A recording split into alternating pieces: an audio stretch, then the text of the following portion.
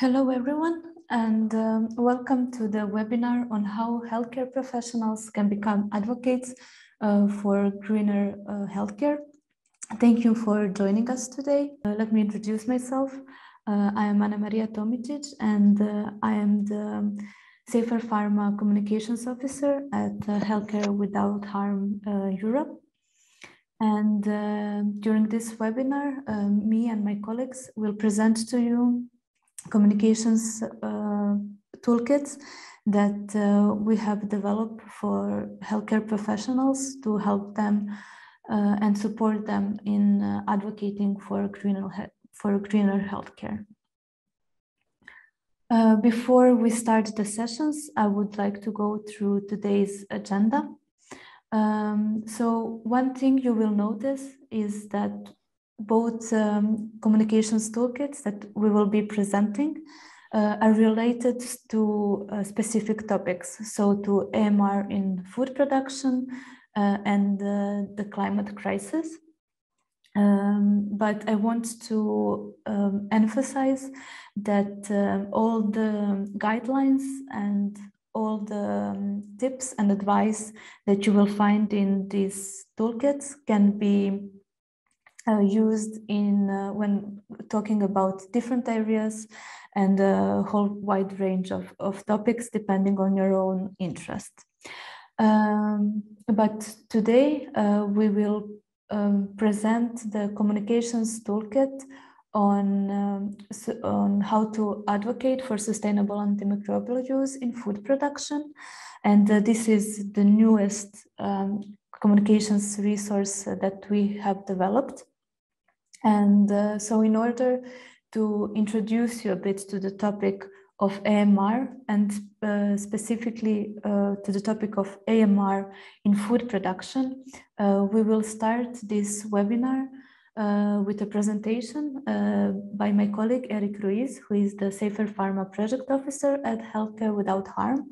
And he will talk to you about antimicrobial resistance and how the misuse and overuse of antimicrobials in food production can lead to the development and spread of antimicrobial resistance.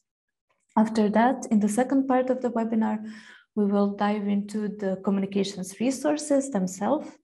So first, I will present to you our latest addition, and that's the communications toolkit on how to communicate about sustainable antimicrobial use in food production. And here you will see an overview of guidelines on how to communicate both offline and online about this issue. After that, in the next session, we will dive a bit deeper into the media aspects of communication and advocacy, where my colleague Elena Uhl, the Climate Smart Healthcare Communications Officer, will present the communications toolkit devoted specifically to mastering media interviews. And this will help you to prepare for engaging with the media and preparing successfully for interviews. After that, we also made sure to have 10 minutes Q&A session for all of your questions that you might have about these topics. So thank you again for joining, and now I'm leaving the floor to Eric. Please, Eric, go ahead. Hi, everyone, and thank you very much, Ana Maria, for your nice introduction. As Ana Maria said, I'm gonna talk about the use and especially about the overuse and misuse of antibiotics in food production and about the role that healthcare professionals can play on that. Now I will start sharing my screen. So Ana Maria, I will ask you to be attentive to this because we are having some technical difficulties and my audio will cut off. So there we go.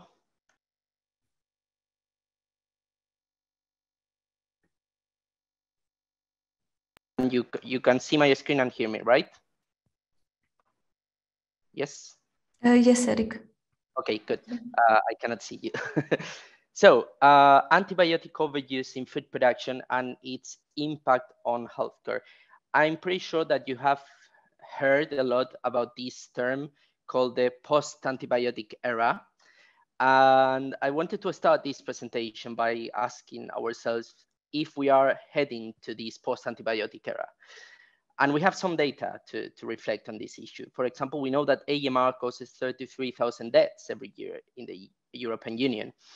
And actually this amount is projected to be 10 times higher in the following years, which is actually the current number is more than the expected number of deaths from cancer and diabetes combined. And this situation is particularly worrying in the case of last resort antimicrobials, which are the last barrier that we have to treat some infections. There is a clear example in the antibiotic colistin, which we will talk about in a few minutes, which is an antibiotic whose use was not very common, and now it's becoming increasingly important in healthcare. But why are we talking about food production?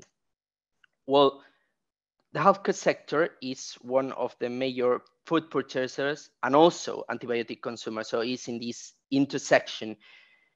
And the loss of clinical efficiency of antimicrobials is affecting directly health professionals. Globally, in the world, there is an estimated of 66 between the data is not clear. It's between 66-70% of the use of antibiotics is in farming. And obviously, we think that the healthcare sector has a role to play and is a well-positioned actor to drive sustainability in this issue. We know that antibiotics are a shared tool for humans and animals. We know that if an animal or a person, a human, is sick, we need to treat them. And that's crystal clear. We are not saying that animals shouldn't get a proper treatment. But there is an issue that differentiates a bit the use in humans and animals. So for example, in humans, the treatment is always individual. In animals, sometimes it's group treatment, so it's mass treatment. For humans, you always need a prescription. In animals, it's not always the case. In both cases, as I said, it's the only way to treat some infections, so they have to be used. And in the case of humans, we say that they could be reduced by raising awareness, because there is obviously a lot of misuse. And in animals, it could be reduced by improving animal welfare conditions. And I want to give you a couple of particular examples of antibiotics that you surely know. The first one is colistin, which is used in human and animal health, and it's a vital antibiotic for human health. It's used to treat gram-negative bacteria that are resistant to carbapenems, which includes pneumonia, bloodstream infections, and wound or surgical site infections. And in the last 10 years, there has been a 67% increase in EU hospitals, which is frankly a lot. And it means that it's becoming an essential antibiotic. And once colistin is not effective anymore, we will have a serious problem.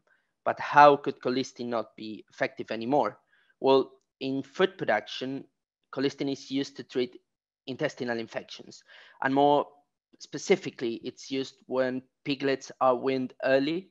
So the weaning period is when piglets start eating another source of food different from their mother's milk, let's say. And in this time, obviously, in some farming systems need to get the reproductive cycle of the animals running.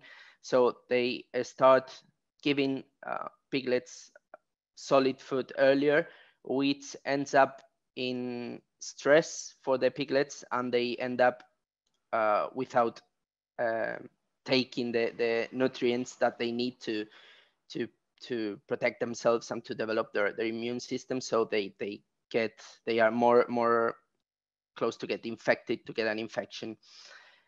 And this is something that could be prevented very, very, very easily by, for example, weaning these animals later. And this is something that there is the data available in Sweden, for example. Piglets use between 20 and 30 times less antibiotics because they are weaned a bit later. So it's not that that the practices that have to be made to reduce the use of colistin in this case in piglets are like incredibly game-changing, and that they will imply a significant change in the production of the farm. That's not the case. There is another example, a very clear example, the fluoroquinolones that are used also in animal and human health. In humans, they are used to treat urinary tract infections, pneumonia, gastroenteritis, and gonococcal infections. And also Salmonella and Campylobacter are becoming increasingly resistant to these antibiotics.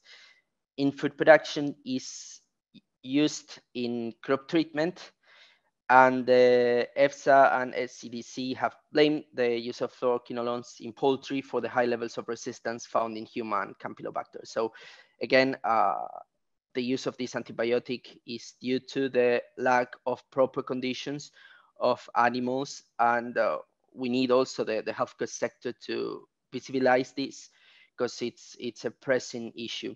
And now I will explain to you a series of recommendations that we have prepared for policymakers, but that could be also used by healthcare professionals in your advocacy activities. And most of them are related to animal welfare. And I think it's important to highlight here the One Health concept. So we use this approach to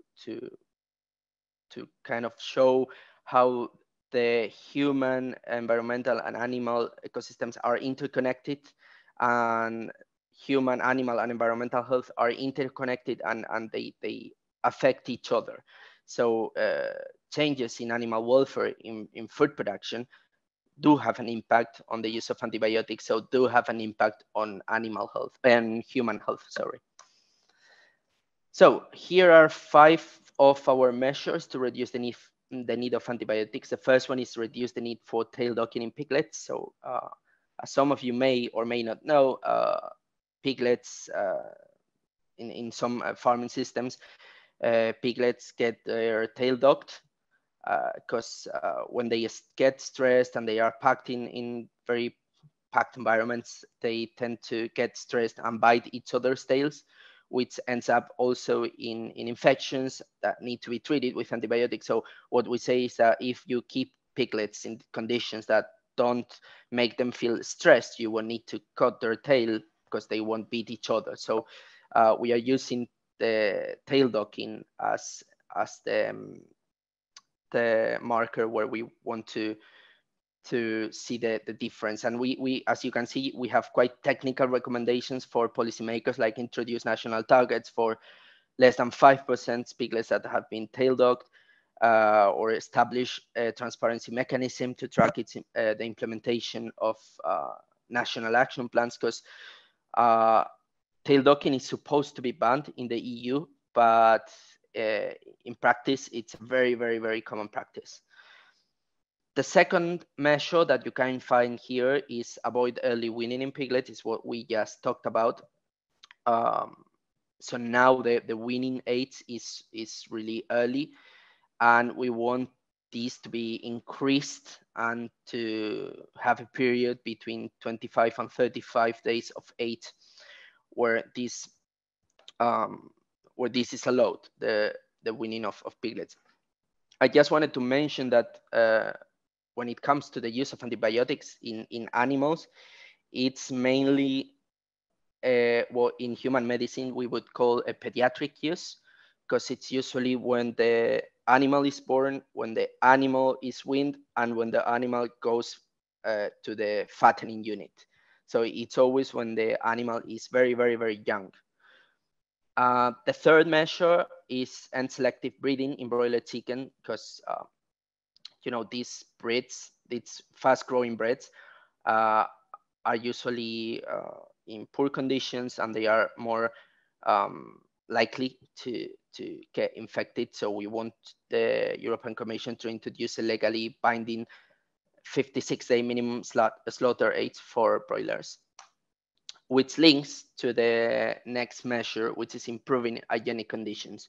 So obviously farms have a high stocking density. Some of them are closed spaces with no really like where the animals are packed and they cannot even see the light. So we want this to be changed. We want the hygienic conditions in farms to be improved so that animals can have a reasonable space where they can walk, where they can be, that they don't have to be all of them packed. And last but not least, we also think that there is a need to control animal welfare in EU farms. So having more mechanisms that also help consumers understand how the products that they consume have been, in this case, the animals have been raised in proper conditions. So we want to ask also the European Commission to introduce an EU-wide animal welfare label, and also require member states to provide accurate information and to make this label something compulsory and not optional. But how can hospitals and health professionals get involved? We have developed a series of materials. So for hospitals, for management and staff, I don't know if there is anyone here from a management perspective. We just developed a series of criteria for food produced with responsible antimicrobial use that can be introduced in the procurement service, in the food procurement of a hospital. These criteria are translated into different languages. So the main piece is in English, but it has been translated into Spanish, Italian, and German, if I'm not mistaken. So that's something that we would ask management experts or procurement experts in this case. And then for health professionals, we are developing now an advocacy campaign. So we want to engage with policymakers to show them the view of health professionals, how important antibiotics are for health professionals, and how these antibiotics need to be used responsibly in animals. So for that, we are developing a series of interviews where we want to raise awareness of policymakers. So if any of you would like to be involved somehow and would like to answer a few questions about how important antimicrobials are for them, and how the use in food production should be reduced to a responsible minimum, we would be happy to have you with us. This is my last slide, and here you can find my email. So again, if any of you wants to take part in this series of interviews, you can contact me, and I will be happy to guide you through the process and to prepare the piece with you. So this was everything on my side. Thank you very much for listening to me, and I will give the floor back to Ana Maria, and happy to answer your questions later on.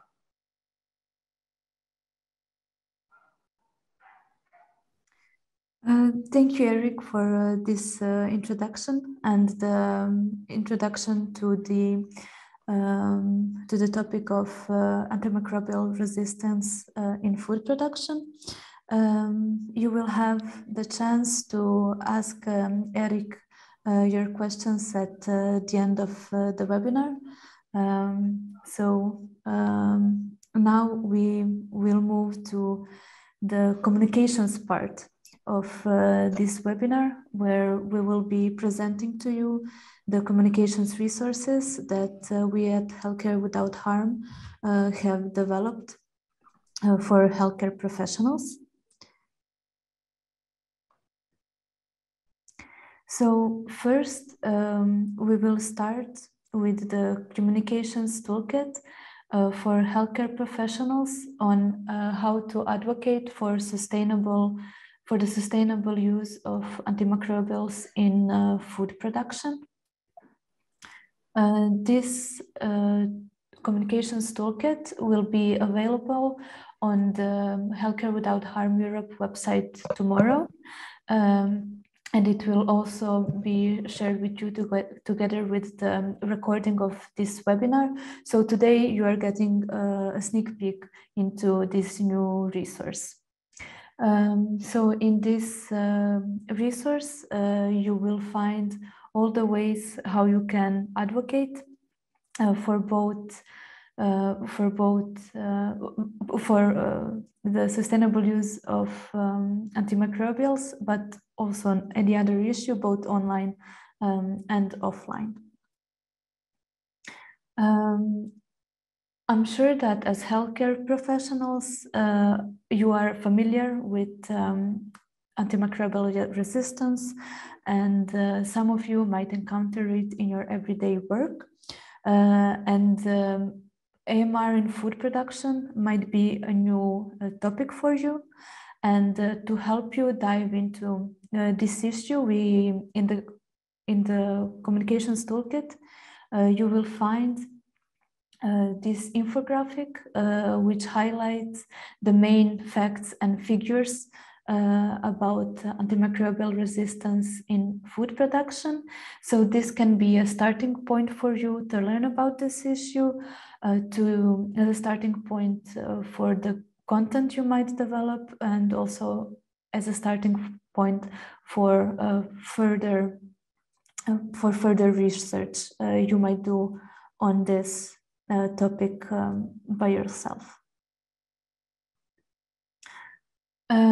In the communications part of the toolkit, there are two main parts. One focuses on online communications, specifically on social media and how to build an impactful social media presence, and also how to write engaging longer form pieces. So these are opinion pieces and also blog posts. Also, you will be able to learn more about offline advocacy and engagement with the public. So here you will find some tips and useful guidelines on how to prepare for public speaking opportunities and interview opportunities, and also how to engage within your own community, your own hospitals, and advocating with the hospital's leadership. And also on the larger scale, you will find some guidelines how to engage in policymaking and engage with policymakers on local, national, but also European level. So starting with online communications, when talking about social media, here are some steps that you can take to make sure that you have an impactful social media presence. One of the key factors is to ensure that your profile establishes credibility. And here I would strongly advise for you to include your profession in your profile, and also include the hospital or institution that you work for. You can always note that the content you share is it represents your own views and not the views of your institution. And I think it's very important that you share your profession, because healthcare professionals are often seen as one of the most trustworthy members of the society. So your profession already gives a lot of credibility and importance to the content you will be sharing on social media, online, but also offline. Other than sharing, it's also important to engage with other stakeholders. This can be other organizations, national organizations, NGOs, political organizations. You can do so. By following them, sharing their content, liking their content or commenting and engaging in discussions on social media channels.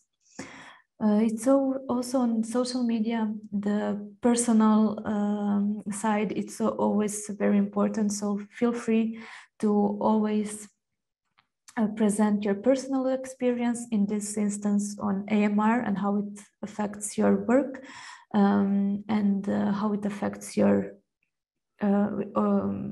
patients. And this also applies to other topics you might want to communicate about on your social media.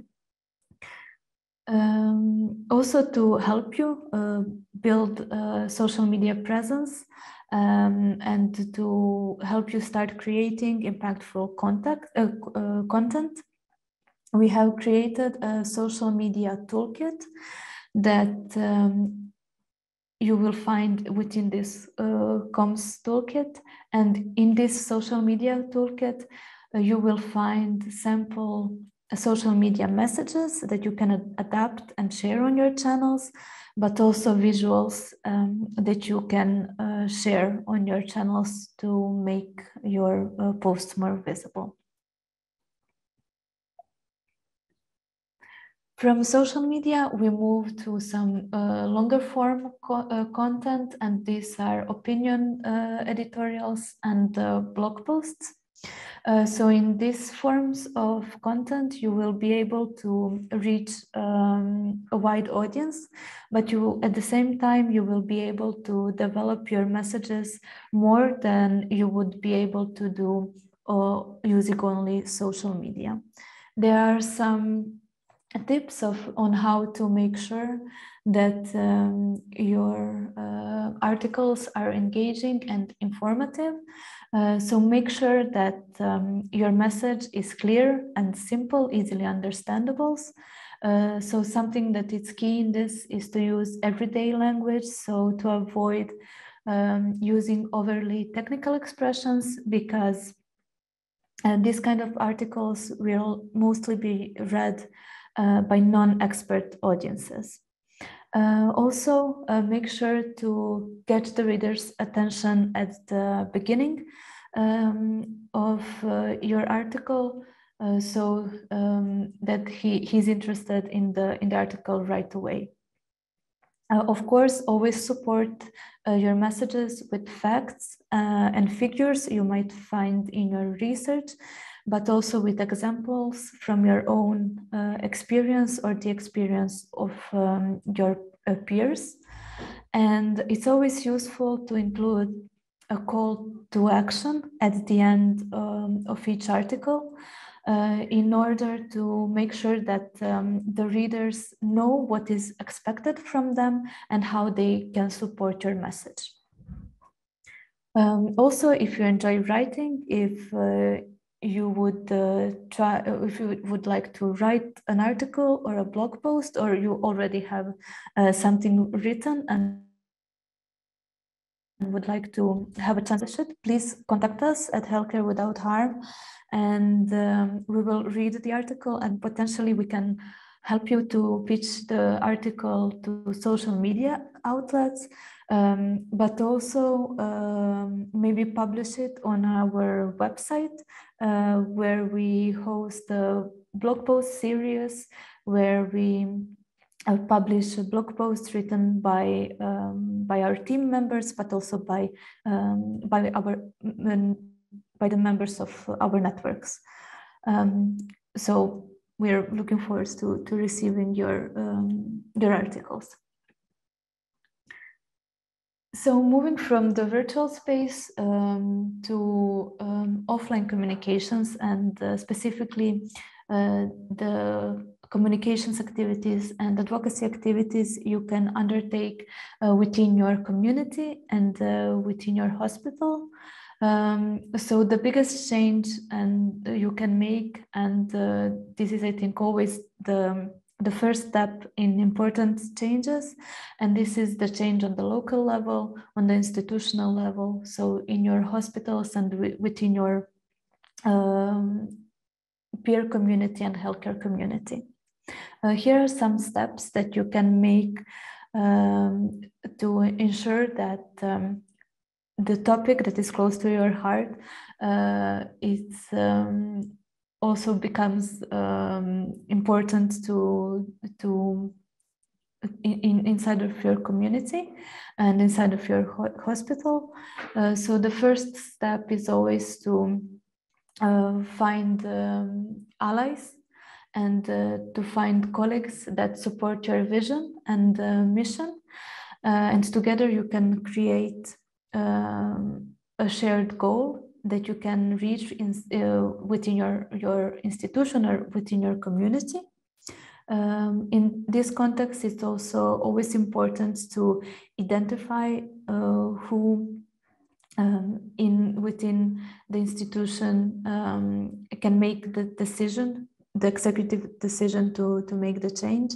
For example, Eric was mentioning before the procurement criteria to ensure that the animal products used in hospitals are produced having in mind a responsible antimicrobials use. So it's always important to find within your community and within your hospital who is the one that makes this decision about how the procurement will be carried out. And so these are the people you need to engage with the community. And it always helps to build the momentum and raise awareness. Something I would advise is to try and connect your activities to some larger movement for example, in November, we have the World Antimicrobial Awareness Week from the 18th to the 24th of November.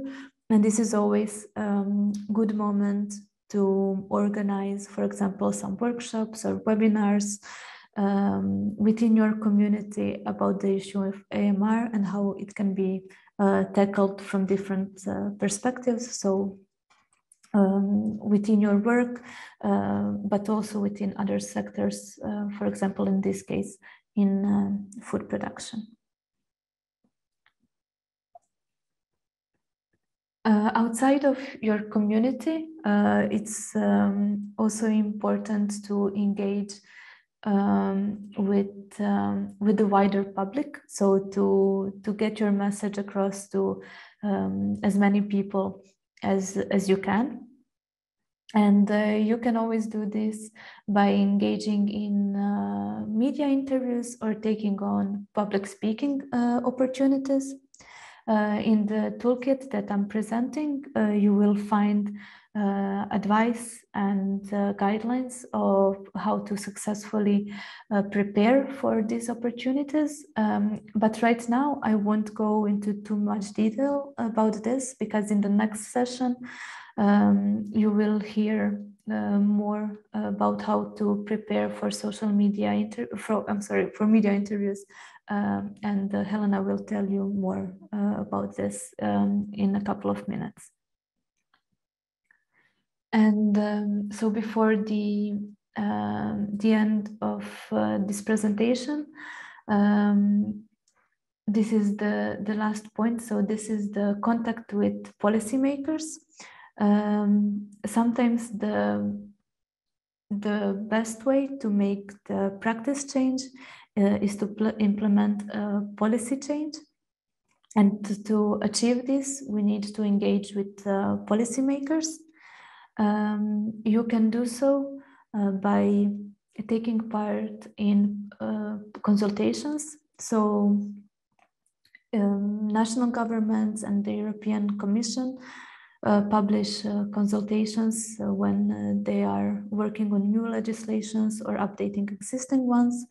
And you can use your expertise to give your opinion on certain legislations and make sure that your expertise is taken into account in making such policy decisions. You can also You can also contact policymakers directly.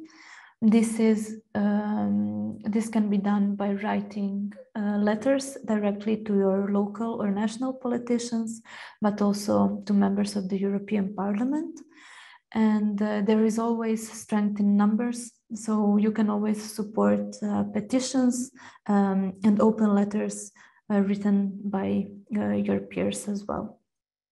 I'm also well aware that policymaking and engaging with policymakers can be challenging, especially if this is not part of your everyday work. But we would love to support you in your campaigns and advocacy campaigns. So we would like to invite you to join the Healthcare Without Harm networks. So these are the Doctors for Greener Healthcare Network and the Nurses Climate Challenge Network. By joining these networks, you will find like-minded peers that can help you in building your own advocacy and your own campaigns. But also we will share with you resources and keep you up to date with our own campaigns and advocacy activities.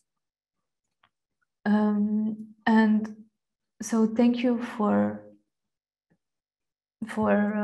listening to this presentation. I hope you will find the toolkit, the communications toolkit, useful, and that you will use it in your everyday work and in your campaigning and communications activities. So just a reminder again, this toolkit does focus on AMR, but all the knowledge that you can find within can be used in other contexts as well. So thank you very much. And now I will give the floor to Helena, who will talk more about how to engage with media and prepare for media interviews. Thank you.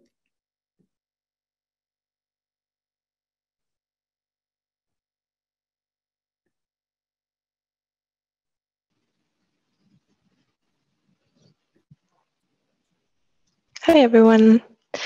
Good afternoon. My name is Helena.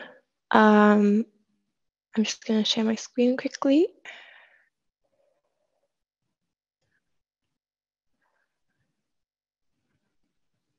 Okay. My name is Helena Uhl, and I'm the Climate Communications Officer at Healthcare Without Harm Europe. Thank you to Ana Maria for including me in this event and letting me talk a little bit about our climate publication, Mastering Media Interviews to Promote Climate and Health.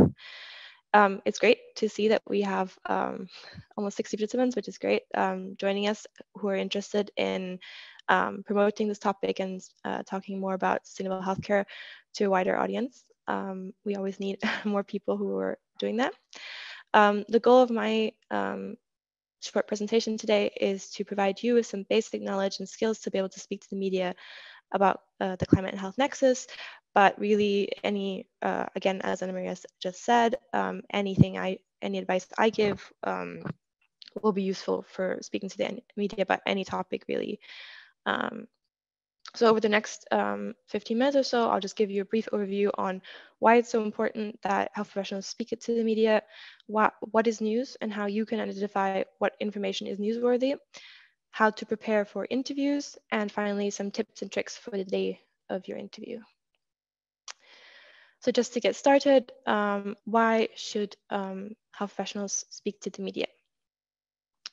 Speaking to the media is a really important channel where you can reach a very large audience. As Ana Maria mentioned, health professionals are consistently recognized as one of the most trusted professionals in our society, and therefore you can be incredible, powerful advocates for change. You can influence policymakers, but also just the wider public and other sectors. You are sort of first on the ground experiencing the impact of climate change in the sense that you see patients every day who probably are suffering in one way or another from the impacts of climate change, but also you are seeing the impact that healthcare has on climate change firsthand. So whether that's through anesthetic gases, the use of plastics, or the footprint of community vehicles, or through AMR, as Eric just covered, you're seeing this happening, and therefore it's a really good sort of your best place to encourage your colleagues to take action against this impact, but also support healthcare to lead by example to other sectors.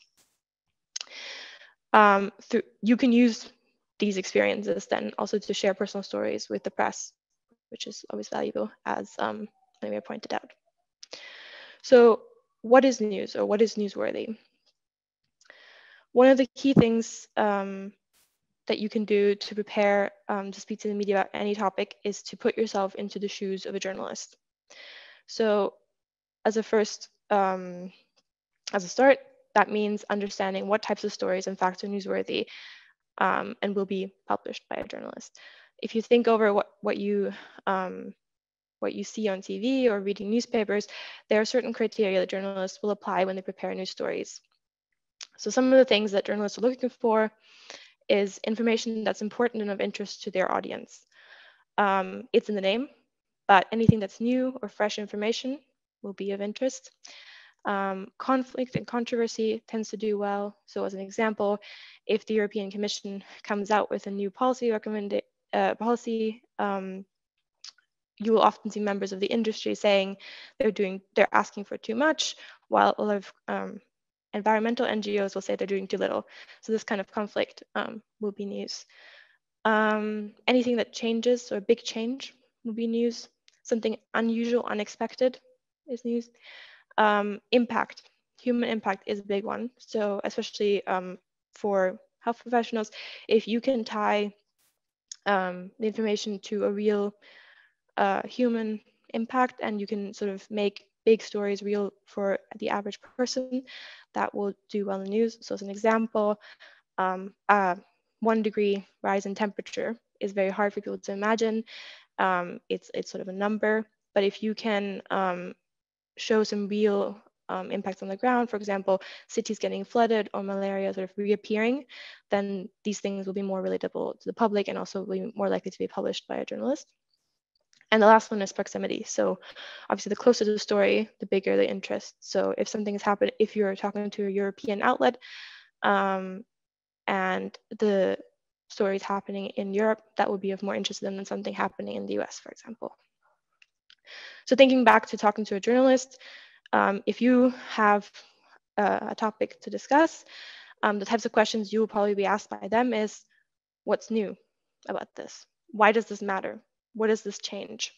Give me an example. So what?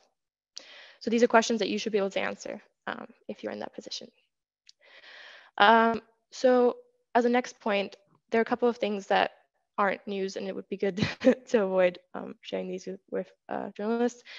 Things like internal procedures and processes might be very interesting to you or relevant within your organization, but to an external audience, they're probably not that interesting. For example, every year, Healthcare Without Harm releases an annual report. We tend to not share that with the media. That might be interesting to our members and to us, but maybe not to journalists on a wider scale. Similarly, weak messages, very vague, careful diplomatic language will often not be published by journalists. And as well, I think Anna Maria covered that a little bit, but overly complex information, that stuff of jargon won't necessarily be of interest.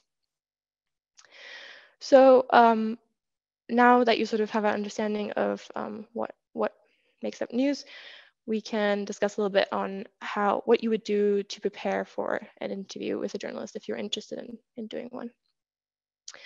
So as a first step, something that's quite important is to only agree to an interview if you really feel ready and prepared to do one. If you need more time, take more time.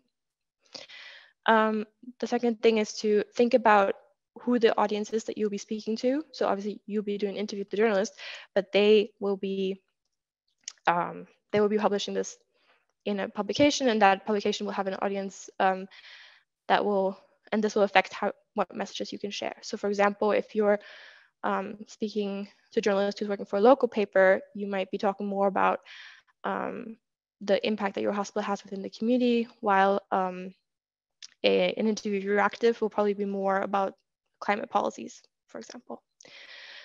One thing that will help you to feel to tailor your messages, but also to feel more calm during the interview, is to take a little bit of control. This means making sure you sort of set out the rules for an interview from the start. Ask what the interview will be about, what media outlet it is for, when it will be published, is it live, who's a journalist. All this information will help you to prepare your messages.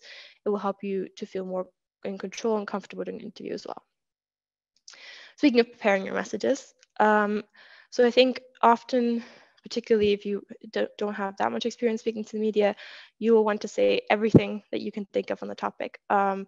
But something very important for media interviews is to come with one big idea, but then to have ideally around 3 key messages that that are clear, punchy, credible, distinct, and simple, that you can kind of revert back to throughout the interview, and that will be the clear messages you want to get across to the journalist. These messages should ideally come with data and evidence, and preferably data and evidence that is memorable and meaningful.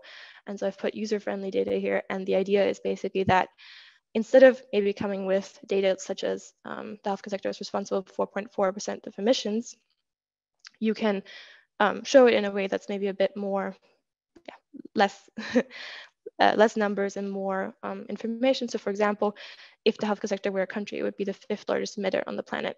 Is always a good one that we tend to use at Healthcare Without Harm. There's, of course, other examples of this. I know that a lot of times emissions are represented in the number of miles driven by a family car, for example. But you can also use soft evidence, such as case studies or personal experiences that you've had of, for example, climate change impacts. Finally, an important thing to consider is, I mean, journalists have a huge amount of information that they receive on a daily basis. They get, there's a sort of competing, there's always stories that are competing to be published. And one important thing to consider is, why should the journalist publish what you're telling them now? So it's really important to come up with a new angle on a story, or to give them a certain hook or reason why they're publishing this now. Anna-Maria, for example, mentioned World Antimicrobial Awareness Week. That's a potential reason why they publish your story now. An upcoming COP conference could be one, or for example, the release of an IPCC report could be a reason why they would talk about this now.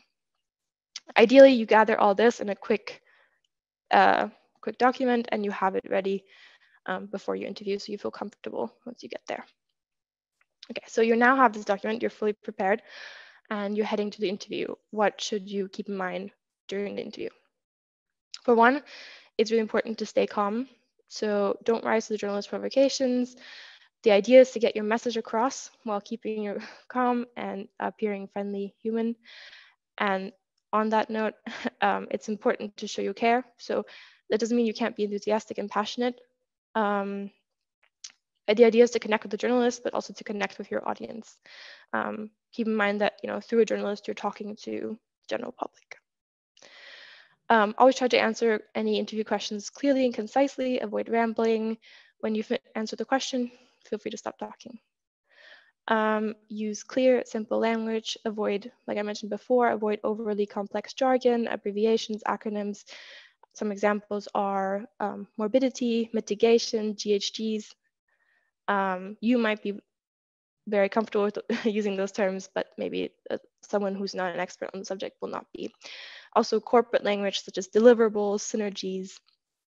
Also, it's good to avoid those. In general, be quotable. So if you use short sentences, evocative words, strong opinions, things that will leave a lasting impression on the person you're talking to. An example that Healthcare Without Harm often uses is hospitals cannot heal if they themselves are damaging people's health. All this is easier said than done. This is just some advice for you to work with, but ultimately practice makes perfect. So the more you speak to the media, the more comfortable you'll feel doing it in the future. I have 2 more things to consider. when you're giving interviews. So one important thing to clarify, which comes into the keeping control part of the interview, is to clarify whether you're on the record, off the record, or you're just providing background. If you're on the record, that means you'll be quoted by name and your job title may be mentioned. Off the record means you will not be quoted by name, but your quote will be used. So for example, your quote will be used, but it will say, "A local doctor says." And finally, background means that you're willing to talk about it, but you don't want to be quoted in any shape or form. So it's basically you're providing them with data and research, but they won't quote you directly. This is good to clarify before you give an interview, just so that you know what you can say and you feel comfortable. Finally, at some point during the interview, you may encounter a question that you find difficult to answer. There are a number of ways you can work with that. One thing is to, it's called the ABZ technique, which is to answer the question, bridge to a more comfortable area, and then conclude. So you answer the question, then you say that's an interesting topic, but what's more important is. What you can also do is zoom out or zoom in. So if you're asked about a very specific detail, you can say, well, I don't know the answer to that specific thing, but on a wider note, you know, the climate crisis is a health crisis. In another situation, you can zoom in. So for example, if you're asked to provide information about the emissions of all Belgian hospitals and you don't know, you can talk about the emissions at your hospital, for example, just to go more specifics to a place where you feel like you can answer the question. And ultimately, you've come prepared with your key messages, so you can always revert back to your key messages if you aren't able to answer the question. In general, try to keep in mind that simple questions require simple answers. So, you know, try not to overthink it and just provide information that you have. So all these tips that I just mentioned are gathered in our climate publication, Mastering Media Interviews to Promote Climate and Health, which you can find on our website. And I think Anna Maria will share a link in the chat. The idea of this resource was to provide health professionals with some tips and tricks on speaking to the media about climate action. Again, this can be used to really speak to the media on any topic, but it will include some examples that are specific to climate and health. The idea is that you can grab this before you agree to an interview and just go over some of the basics and make sure you feel comfortable before you do that. It also includes some key messages on climate change and health and some tips on doing TV interviews.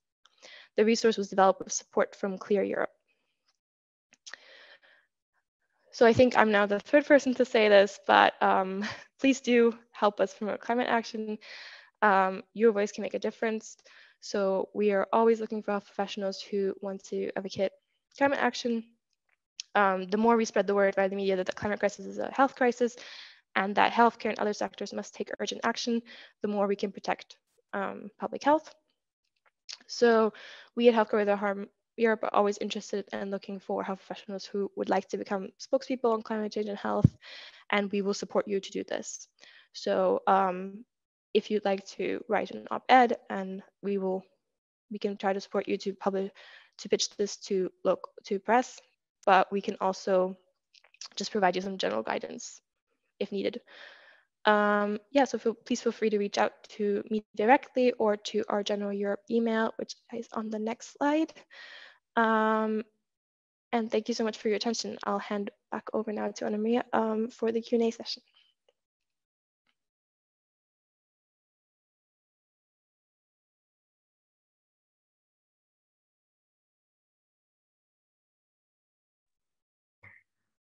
Thank you, Helena. And now we move to the final part of our webinar, the Q&A session. So please, if you have any questions for me, for Helena, or for Eric, please raise your hand by clicking on the reactions button on your screens. And then I will ask you to unmute yourselves and you can ask the questions.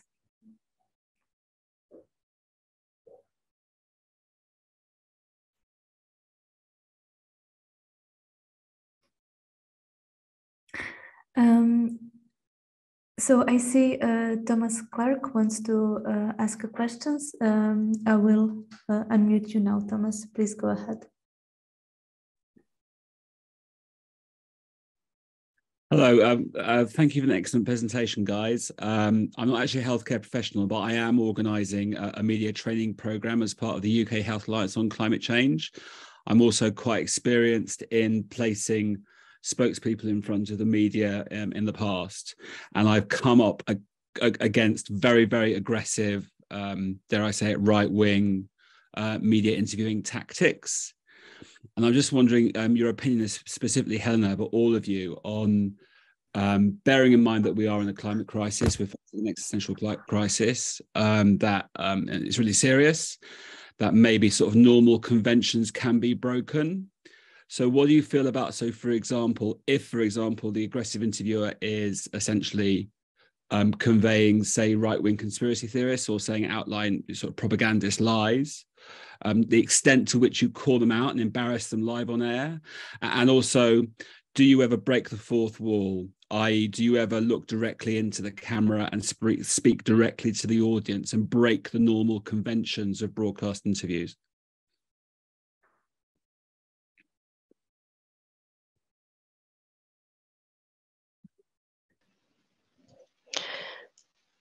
Yeah, so I think a really good question, a difficult one. Yeah, I would say general recommendation. Opinion, just asking your opinion. Yeah, fair enough. Yeah, I think in general, the idea, I think you should definitely, I mean, refute the point and make it very clear that you disagree. But I think in general, in my opinion, I would do try to stay calm and avoid really aggressive tactics. Maybe that's not the best way, but I think that would be my opinion, to try to really clearly refute the point, but do just try to stay calm and friendly. I think, yeah, it's a very difficult question. I don't know if Anna Maria has any thoughts on it. Yes, thank you for your question, Thomas. I think it's a really good question and a really good point. I do agree with Helena. I think it's important to stay calm, but I'm also well aware that different organizations have different communication styles. So how I would personally approach it within the organization is to agree within the organization what our style is and how we deal with this kind of situations. I think that's the best approach. And so when you are approached as an individual, you are more prepared to react or not to react to the provocations. I hope this helps. No, that's a very good point about style. Very good point. Thank you.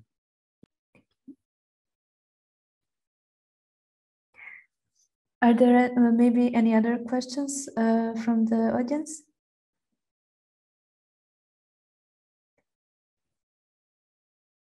Well, if not, I would. Oh, I see more questions coming up. So the first one I see, it's from Tim Malone. So please, Tim, go ahead.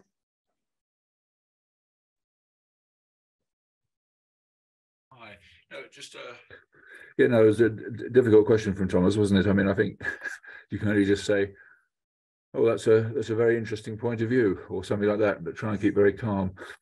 My question was for Eric, actually, and I just wondered what he'd say to.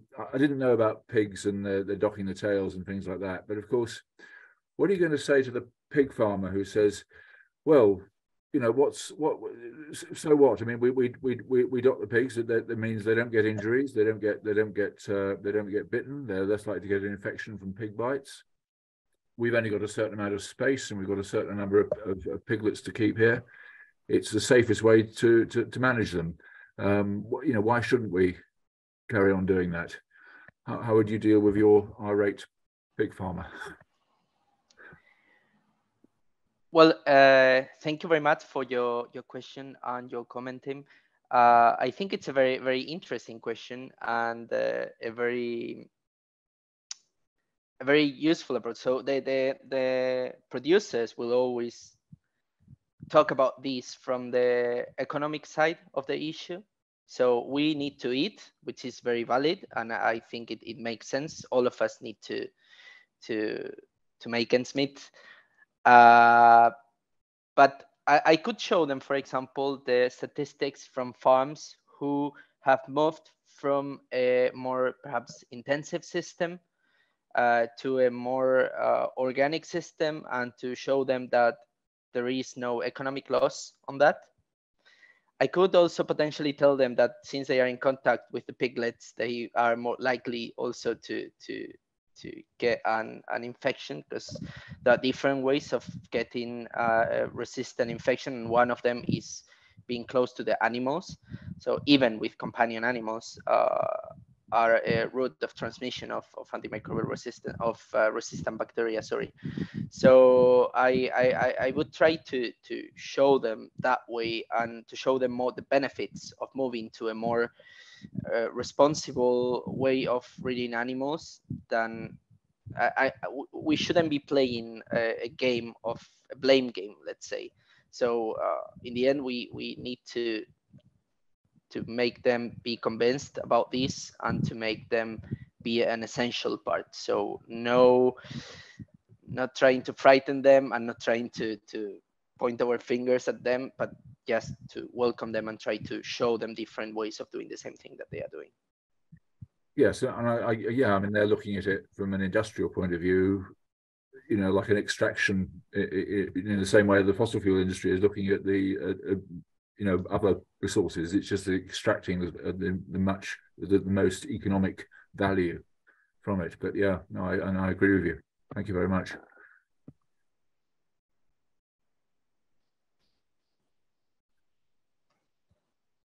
Thank you, Tim, for your question, and thank you, Eric.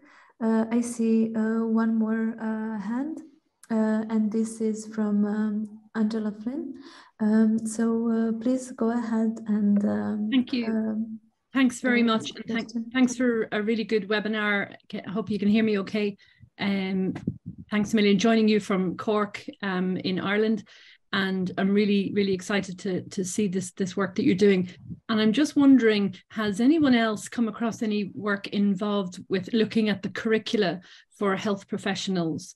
I'm in nursing myself, and I'm just wondering, I've been looking recently at the extent to which the set curricula in different countries includes climate action, climate justice, working on that within the standardized health professional curricula.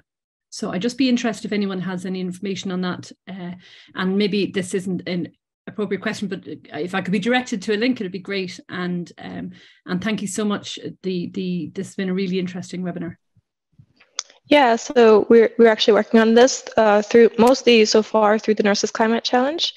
So that's maybe specifically working with nursing curricula, but that's something that maybe is the sort of the closest we've come to working on this. So we have something called the Nursing School Commitment, which is something that nursing schools can sign on to, which commits them to start integrating exactly this. So more information about climate change and health into their curricula. I will be able to post a link in the chat right after this. Thank you so much. Yeah, that's basically, we're doing quite a bit of work on that, and that should give you more information. And you can also reach out to one of my colleagues, Thibaut. I can also put his email in chat, who's working on exactly this. Oh, so I think I'm getting emails from Thibaut. Yes, super. Okay. Thank you so much. No worries. Thank you, Angela, for your question, and thank you, Helena. We are running a bit over time, so we have time for one more question from Steve Pittman. Please go ahead. Thank you very much, and just to congratulate you on an excellent webinar. I'm really responding to just Angela's comments. I'm based up in Dublin working for the Irish Nurse and Midwives Organisation. And just to say that it is an important issue for us, every opportunity that we have on any consultations or the campaign, we participate in promoting climate change. But specifically to what Angela is asking, I think there's a great opportunity actually happening in Ireland because they're reviewing the curriculum currently for all of the undergraduate programs. And again, on our agenda is to make sure that the issue of climate change has a place within that curriculum, and that will be across the board for nurse and midwives. So Angela, if you're interested in working with us in the INMO, then please get in contact with me. Fantastic. Thanks, Steve. Brilliant. Yes, okay. I will be in touch. Thank you.